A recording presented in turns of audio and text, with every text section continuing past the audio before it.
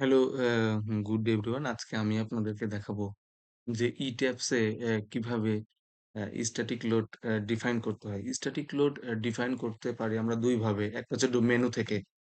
Menu থেকে যদি যাই ১ম এ আমাদের ডিফাইন মেনুতে যেতে হবে। ডিফাইন মেনুতে গিয়ে আমাদের এই লোড প্যাটার্ন এ ক্লিক করলে আমরা এটা পাবো।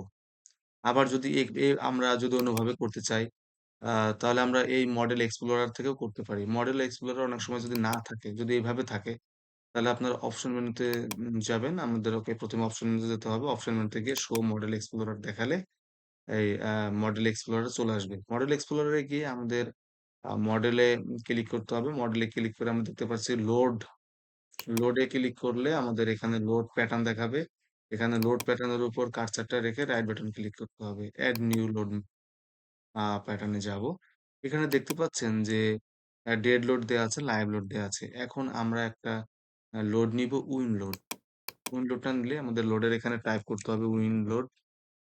উইন্ড লোডের পরে এখানে লোড টাইপটা সিলেক্ট করতে হবে। এটা হচ্ছে উইন্ড লোডটাকে আমরা ধরি এই উইন্ড লোড। ওকে? আর মাল্টিপ্লায়ার 0।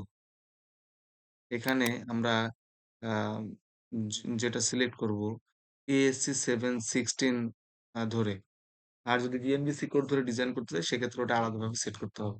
আমি আপাতত দেখাচ্ছি যে ASCE 716 আ আ সিলেক্ট করে আমরা উইন্ড লোডটা ক্যালকুলেশন করব।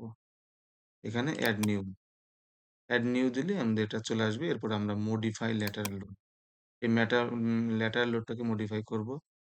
মডিফাই করার জন্য আমাদের এই এক্সপোজার ফ্রম এক্সটেন্ট অফ ডায়াফ্রামস এটা সিলেক্ট করতে হবে।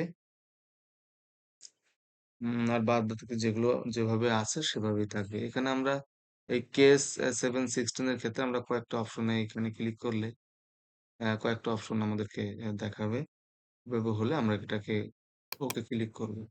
ওকে ক্লিক করার পরে দেন ওকে ফাইলটিকে সেভ করে রাখবো।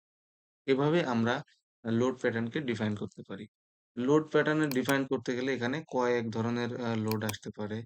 যেমন ডেড লোড এখানে দেখতে পাচ্ছেন যে আ যদি আমরা টাইপ ধরি, এখানে super dead live, reduction live, roof live, national, seismic, uh wind, snow, construction এগুলো অনেক ধরনের লোড আছে। অন্য আদার্স লোড আছে। এইভাবে আপনার প্রয়োজন অনুসারে আমাদের প্রয়োজন অনুসারে আমরা আমাদের লোডটাকে লোড টাইপটাকে সিলেক্ট করতে পারবো। ভিউয়ার্স আমার এই ভিডিওটি দেখার জন্য আপনাদেরকে এ অ্যা ধন্যবাদ জানাচ্ছি। আর আমার এই ভিডিও যদি আপনাদের বিন্দুমাত্র ভালো লেগে থাকে, অবশ্যই লাইক করবেন, শেয়ার করবেন, কমেন্টস করবেন। আর আপনাদের লাইক, কমেন্ট এবং শেয়ারের ভিত্তিতে আমি নতুন ভিডিও ছাড়তে উৎসাহ পাবো। ধন্যবাদ সবাইকে ভিডিওটি দেখার জন্য।